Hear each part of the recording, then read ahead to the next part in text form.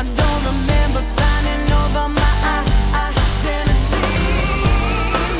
'Cause I gave it to you freely, didn't know you were so needed, baby. You got my heart in your chains. Something beautiful and right is losing all its light on the sight. Somebody cute and rain, cute and pain. Hi, this is Kayla. Hey, this is your girl Ashley. And this is Everyday Life is an Open Book. Today's episode is about Trayvon Martin's case. Yes.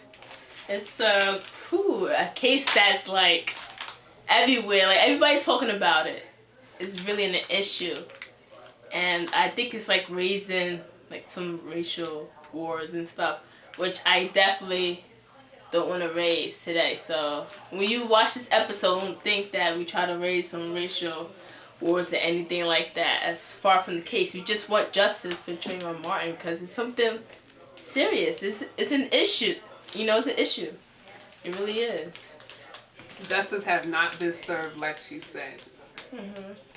So that's why we're holding up today our Skittles and our Arizona iced tea. Yeah. You know, to show that we care and we representing what he got killed over just by being falsely accused of he's going to do something with a hoodie on, which really doesn't make no sense. No, it doesn't. That's why we have our hoodies on today, just representing Trayvon Martin. And that, like, because we have a hoodie on, do we look suspicious? Do we? I mean, I could just be having my hand in my pocket. Do it look like I'm getting ready to pull something out? Or does it? I know a lot of people think, different things, They might think that, okay, Zimmerman is innocent. He's innocent in this case. That, he shot him because he really thought he was going to do something. He really thought he was, like, about to... Feel like he was threatened. That's why he pulled the trigger. I don't know. I wasn't there. We wasn't there. The only two people that actually know what happened is Trayvon Martin and Zimmerman. And there was some witnesses, too, that heard. Not a lot of people was actually watching because they was afraid to look. But as you hear the 911 calls... Right. Yeah, you hear somebody yelling for help. And Zimmerman was claiming that it was him, and his father also said that was, him too. But the forensic scientists, they went over the voice and they tested out, and they said it was actually Trayvon's voice and not Zimmerman's voice. So, he was actually in danger, and that he was actually, as Zimmerman was calling the police, they was asking him, "Are you following him?" He said yes. And the police said, "Don't follow him," but I guess he wasn't listening. I know when I first heard that story, I was in the car with my dad just driving home, and then this story came out on the radio, and they actually played the 911 call like she said. I'm listening to it, I'm like, this can't be for real, but it was just so horrifying to hear that lady screaming in the background, "Please don't shoot, please don't." It was just like crazy. I was like, are you kidding me? And the next thing you know, you hear a gunshot. That blew my, that just crazy. It doesn't make no sense. And falsely accused of what? Because he feel like he was going to do something? Because he had his hand, what they say, at the waist? I'm not too sure. I don't want to pinpoint. Don't quote me. Please don't pinpoint me what I'm saying. I'm not sure, but I'm not sure he wasn't there, so I don't know how it really went down. But as far as I know, it's falsely accused of being. How you say it? He's about to do something. Like he was violent, I guess Zimmerman felt, threatened by him. I guess how he it was just took it upon himself and he shot him. Instead of not listening to what the cops told him, not to follow him, he did anyway. So. I mean, there's so many stories going back and forth on how he stories. The media saying so much stuff. I don't know. Like, we really don't know.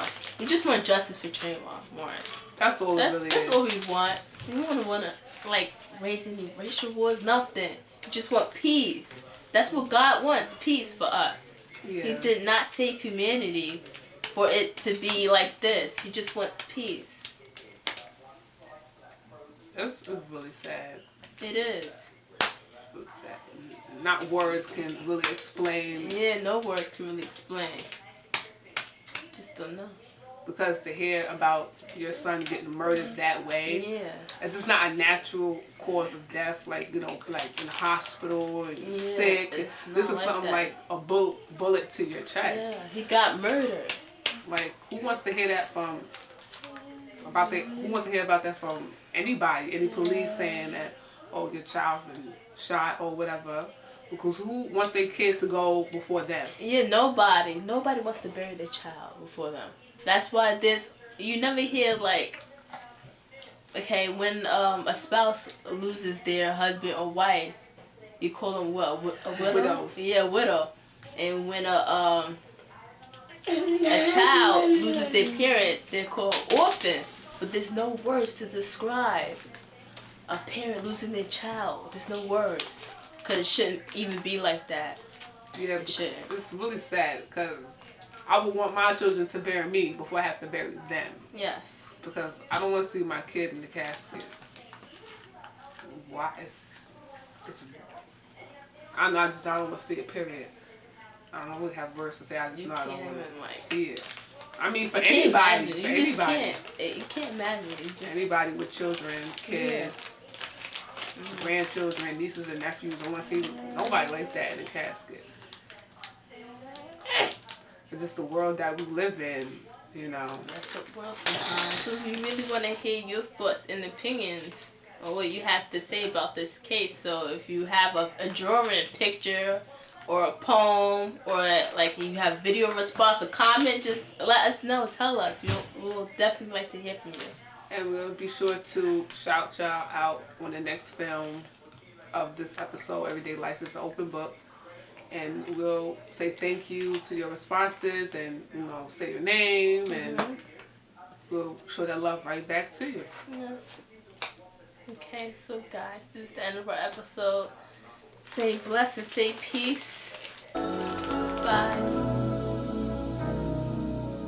There comes a time when we heed a certain call, when the world must come together as one. There are people dying. Oh, when it's time to lend a hand to life, the greatest gift of all. We can't go on pretending day by day that someone somewhere will soon make a change. We all a part of God's great big family, and the truth, you know, love is all we